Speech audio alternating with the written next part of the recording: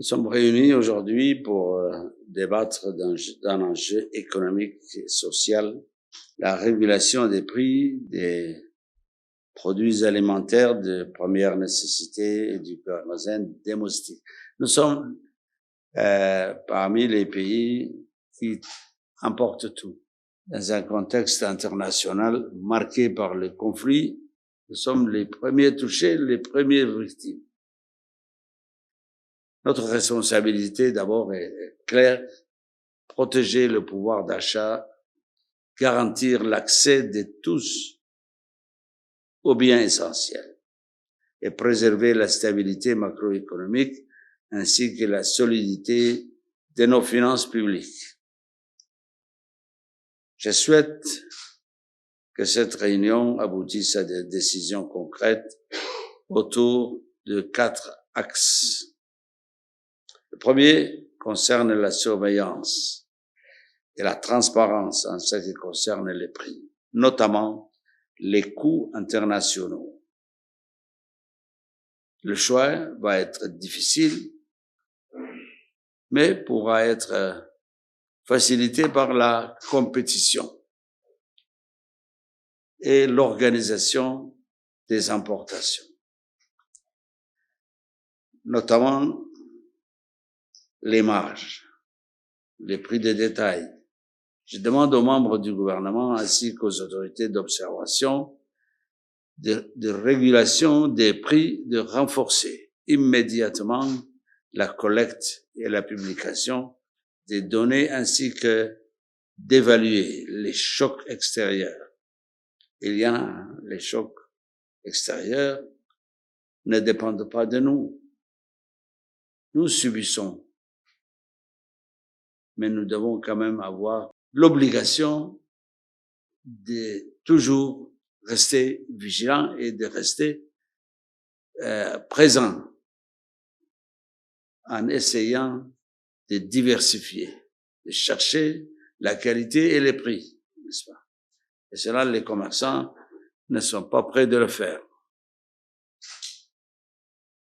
Le deuxième axe qui me tient à cœur est évidemment la protection des ménages et surtout les plus pauvres et les plus vulnérables.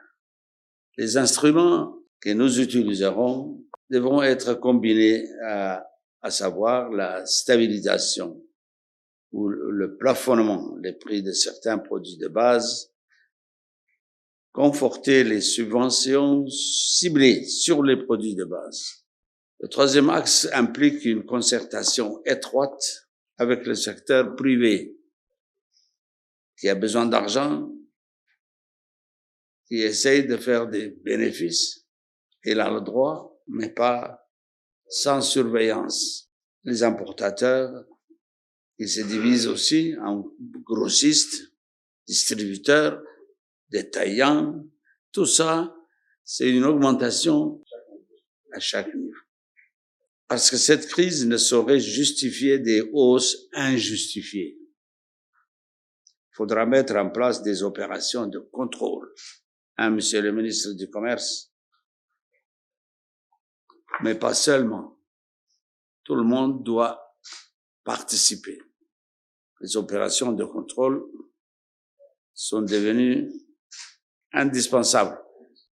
Et s'assurer surtout de la disponibilité et de la quantité suffisante des produits de première nécessité sur le marché.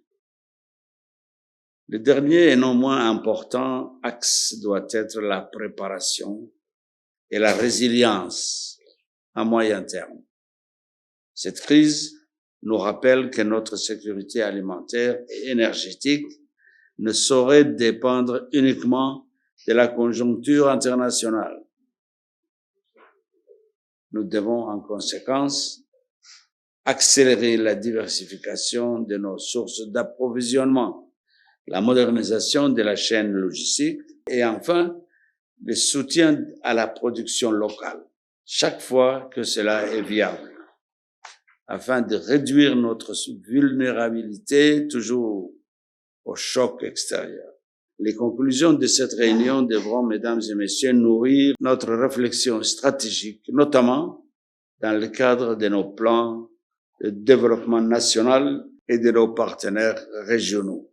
Dans ce contexte international aussi difficile que volatile, notre premier rôle vise à réduire les répercussions directes de l'évolution de cette crise. Notre peuple a droit à un État protecteur, transparent et responsable, surtout responsable, et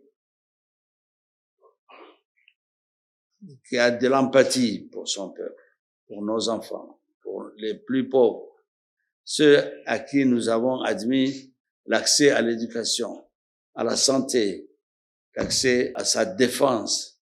Je suivrai personnellement l'exécution des mesures qui seront arrêtées.